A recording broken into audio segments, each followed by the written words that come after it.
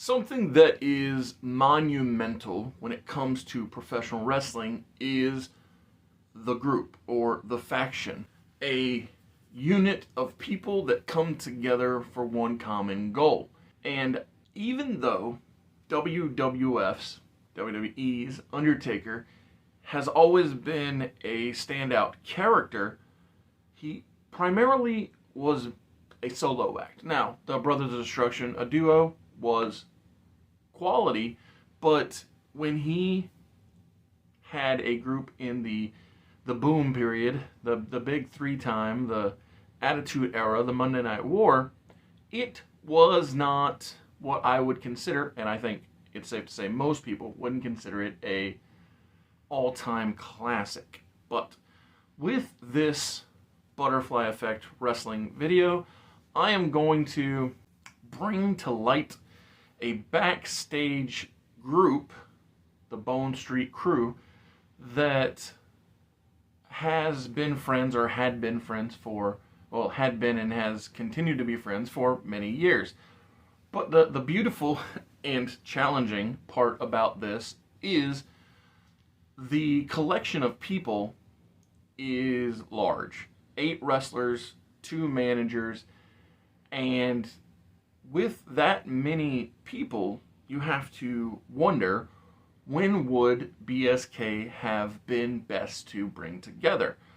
Because let's say that the largest possible version of it, all 8 wrestlers and both managers, were brought together in the mid to late 90s and into the boom period.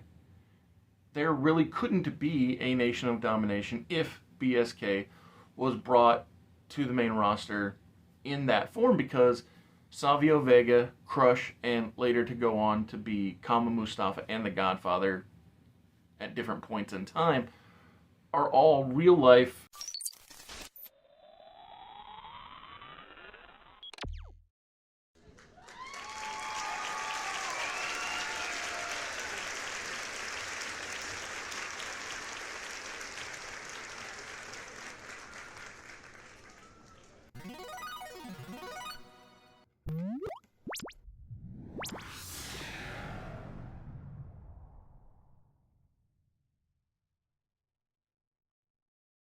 BSK guys, and so that would have really put a dampener on that. The interesting / entertaining part is 2 Bloodline members, that being Yokozuna, Rodney Anawahi, and Fatu of the Head Shrinker / the Sultan / Rikishi, were real life allies to the Undertaker in the backstage setting, and so that would have also been a little head scratching. But when I think about this group and it coming to the forefront, something that stands out to me is Henry and Phineas Godwin, the Godwins, from the New Generation, or Mark Canterbury, Dennis Knight, Southern Justice from the Attitude Era for a hot minute, or to go on to be called Midian in the Ministry of Darkness, and then, other ridiculousness for Midian going forward. They, in WCW, were called Shanghai Pierce and Tex Slazenger. And when I think about them in WCW, it also crosses my mind that Fatu was a part of the Samoan SWAT team in WCW. Now, that realization really changes things, because with Junior Fatu, Tex Slazenger, and Shanghai Pierce in WCW, obviously it brings to mind Mean Mark Callis, and the fact that in WCW, Ole Anderson, as the booker, told Mark that no one would ever buy a ticket to watch you wrestle. Which is ridiculous, obviously, in hindsight, because many, many people have bought many tickets, and some of them the most expensive of the year, to WrestleMania, to exclusively watch The Undertaker defend the streak. So, This was Butterfly Effect Wrestling. Change one thing, change everything.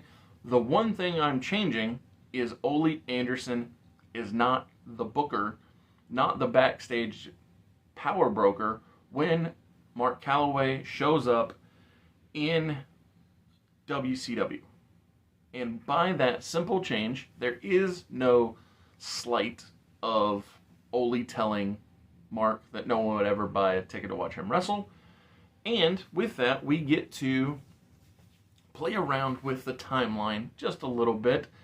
And with Mark not leaving WCW to go to the World Wrestling Federation and debut at Survivor Series as the $1 Million Man's mystery partner in his $1 Million Dream Team, we get to figure out how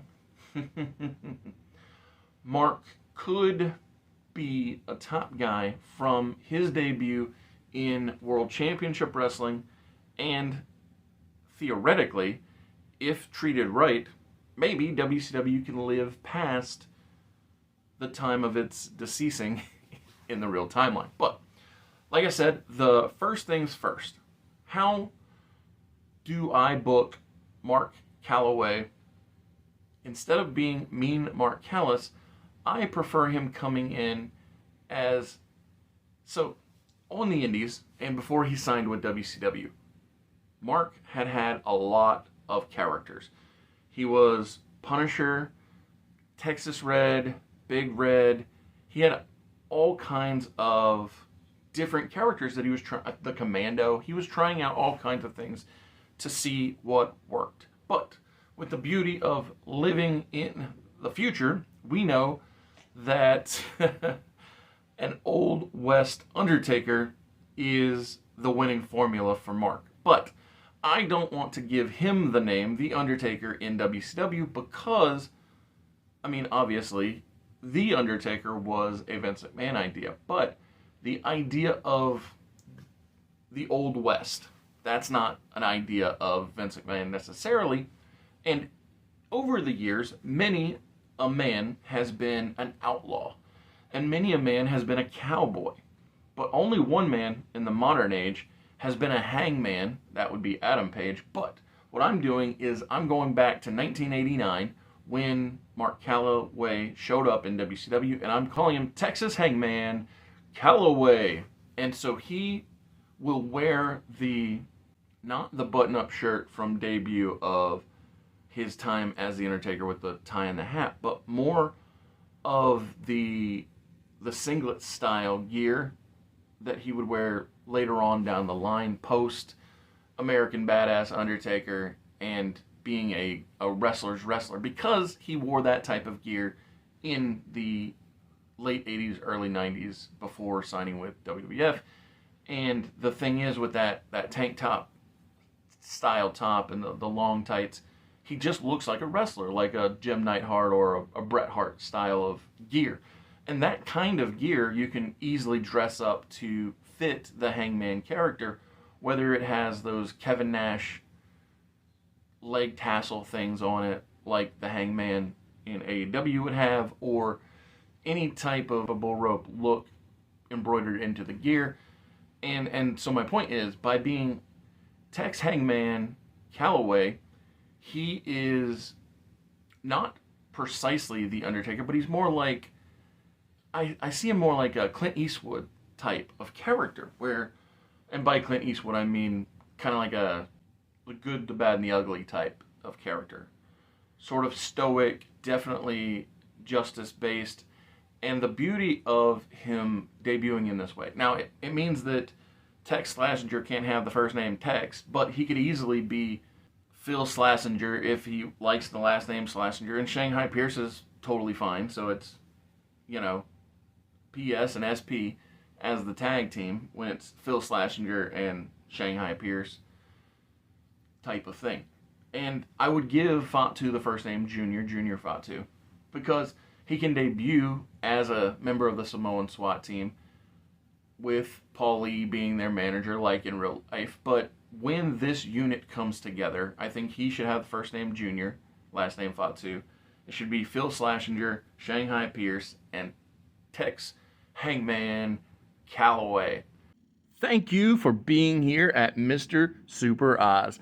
This video is going out, and this channel only exists because I, Oz, founded Gamble Comics, which first release was Everlasting Survivors, a 68-page graphic novel called All Day Long. Available now. Follow the link in the description that will take you to gamblecomics.com. While there you can get hats, shirts, posters, much more, but most importantly, the story itself. Because this group, this unit that will be the Bone Street Krew, they, to me, will very much be able to line up in 89, 90, 91 with the Four Horsemen, because the Four Horsemen would always have different collections of talent. And here's another fun thing about putting them up against the Four Horsemen. So, first things first, having BSK versus the Four Horsemen, my goodness, that's freaking cool. You could have guys like a Barry Windham and Sid Vicious, because those guys are humongous, and then they can be the dudes who are trying to take down Hangman Callaway en route to going after that big gold belt against the Nature Boy Ric Flair. and my thing is, by treating Hangman Callaway like he's a top guy from the jump, we all know that he eventually got there. In 91, after a year being undefeated in the WWF, he won the championship from Hulk Hogan. And by treating Mark with respect since the moment he walks into World Championship Wrestling, uniting him with Phil Schlesinger and Shanghai Pierce, Junior Fatu. Conceptually, if you want to put Paul Heyman as their manager, I think that could work, but also it could be a bit of a clash because, you know, Tex Hangman Callaway is literally a Texas outlaw.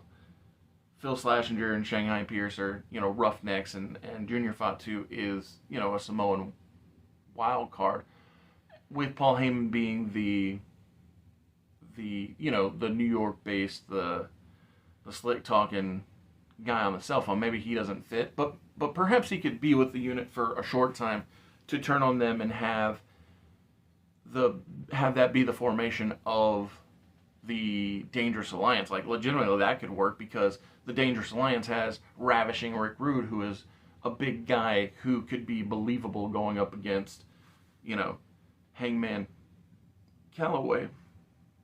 The Dangerous Alliance also has Beautiful Bobby, Arn Anderson, Larry Zbyszko, and Stunning Steve, all guys who would do great work against the baby faces of Phil Schlesinger, Shanghai Pierce, and Junior Fatu. So I think that actually could be the way that you use the alliance of, or the allyship of Heyman, or Paulie Dangerously, I guess it was his WCW name, but you know what I mean, to make it make sense. Because to me, with Tex Hangman Callaway in WCW, you could easily, and I mean super easily, have him do an undefeated streak at Starrcade. So the beautiful thing about the real life streak is Jake Roberts was in WCW, and instead of feuding with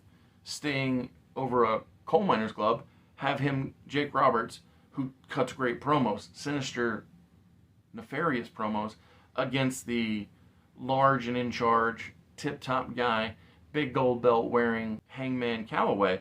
You could have Giant Gonzalez as El Gigante do a face versus face, because El Gigante was never a heel in WCW, but have it be a face versus face match, and you don't have to do shenanigans. You can just have Tex Hangman Callaway overtake El Gigante because he's a better wrestler, and that's just the stone cold fact.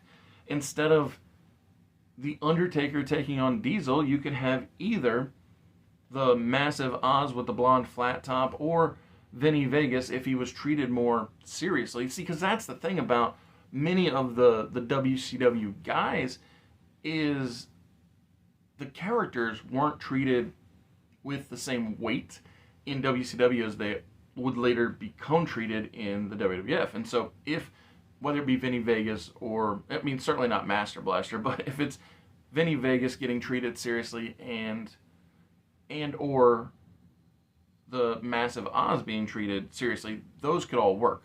Same with, instead of The Undertaker wrestling Psycho Sid at WrestleMania, Tex Hangman Callaway could take on Sid Vicious. Oh my goodness. And the jealousy that could create, having Ric Flair want to go prove that even though Sid Vicious couldn't get the job done at Starrcade, it's going to be a Flair for the gold too when the Nature Boy takes on, the Hangman, then that could, man, it basically writes itself. So Kane, Triple H, Big Boss Man, Big Show, all of these characters were in WCW at different points in time. So if this character was treated seriously and respectfully from the jump, is a tip-top guy from 89 to who knows when, you could easily have the Giant step up to take on Hangman Callaway. You could have, whether it be Jean-Paul Levesque or Terror Rising. I think Terror Rising actually makes for a better group name for Vinny Vegas and Paul Levesque. Throw in a young Jesse James, or what was his name, Brian Armstrong, like put him in that group of terrorizing guys. Like, I think that could actually be a better way of using the concept of terrorizing, because that was a name given to Hunter in training, and so keeping that name alive, put it on the trio, not the individual. But like I said, Big Boss Man was there as himself, Ray Traylor, or the Guardian Angel, any number of characters. Like, The Undertaker would go on to wrestle Edge at WrestleMania, but if Damon Stryker was treated seriously and elevated into a Starrcade style main event, my goodness, the point is that the streak could stay alive only at Starrcade instead of WrestleMania, because I totally see the idea of Bray Wyatt fitting into a WCW that lived. But let's say that WCW doesn't live and it dies still in 2001 instead of living on. So Bray doesn't go there, but you could have the Tex Hangman Callaway take on Krew Sting, and have, the Dark Knight of Vengeance Sting take on the man with justice in his eyes type thing. So it's Bray versus Undertaker in a different way. Same goes for if AJ Styles, if the company lived into 2001 and didn't die, like, that match can happen. The concept of John Cena, Roman Reigns, Shawn Michaels, CM Punk, and even Batista, all of these guys, when I look at those people from the streak, what they really represent to me are franchise players, because that's legitimately what John, Roman, Shawn, those types of names represent. And so when you're looking at keeping the Starrcade streak alive, then you would pick franchise players to put in that role, whether it be a Hulk Hogan, a Diamond Dallas Page, a Booker T, a Goldberg. Those are the kind of names that I think could keep Tex Hangman Callaway's streak alive at different points in time. And so my point is, when it comes to bringing the BSK to TV, the Bone Street Krew could easily have been Rikishi Fatu, Phineas Godwin, Henry Godwin,